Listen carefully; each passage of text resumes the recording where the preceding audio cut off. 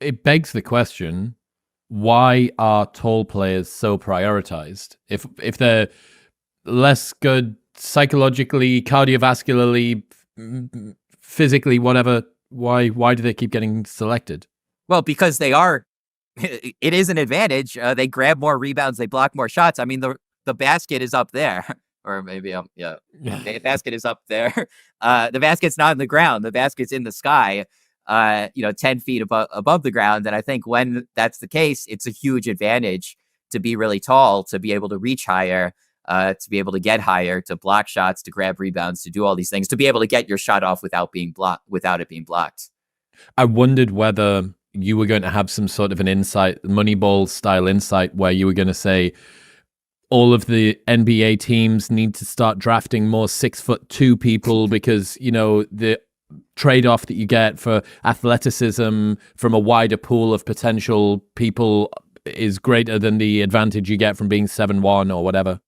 No, I don't think that's true. I mean, it is legitimately true that Shaquille O'Neal dominated the NBA for many seasons, even though, I'm a better free throw shooter than Shaquille O'Neal. That's one of the core skills of basketball. And I, who am not particularly good and never play, can hit a higher percent of my free throws than Shaquille O'Neal can. But he legitimately, I wouldn't say, to the Lakers, hey, have you thought of picking up Seth? He shoots free throws better than Shaq. Like, I legitimately think Shaq dominated basketball, but it is kind of a weird, unfair advantage. It does feel almost like a little, I don't know, as a fan of the game, it feels like it's almost a bug in the game that height is such an advantage. Like, if they, like the ideal sport, you shouldn't be able to reach the top of a sport the way George Muresan did through a growth hormone disorder. Like, that shouldn't, it feels like off in how, an athletic pursuit, what it should take to reach the top of an athletic pursuit. But yeah, I'm not telling players, don't, cut Joel Embiid because he can't jump as high as, a 6-foot player. Like, he still does help the team, but it definitely is true that they are worse athletes. Yes. Laughs in thyroid disorder. Like that.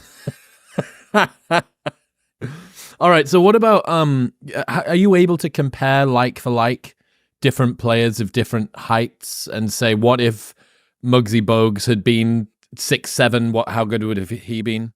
Yeah, I was able to mathematically figure this out, which was the most fun I've ever had on any study I've ever done. As a shorter man, I'm about 5'9", I think, on a good day. So I think I kind of did this calculation. I ranked people, I called it Muggsies, which stands for metric for understanding game, given sporting individuals' effectiveness and size. And I ranked every player. The math is in an appendix for those who are really curious. How good they would be if they were the same height, how many Muggsies they'd have.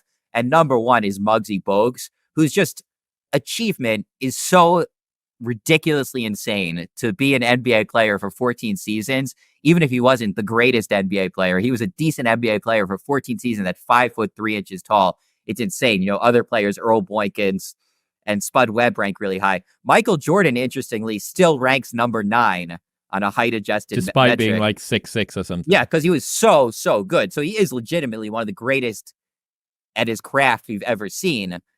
But if Muggsy and Michael were the same height, I think it's unambiguous in the data, the way I've cut the data, that Muggsy would be the more dominant player. Muggsy would be the one who would be making the documentaries about who we think is the quintessential at mastering his crafts, at mastering his craft, at determination, at work ethic, and all these other things that we now associate with Michael. Michael had enormous talent, enormous drive, enormous work ethic, enormous anything. And he also had enormous height, which, some of these other guys didn't have. What do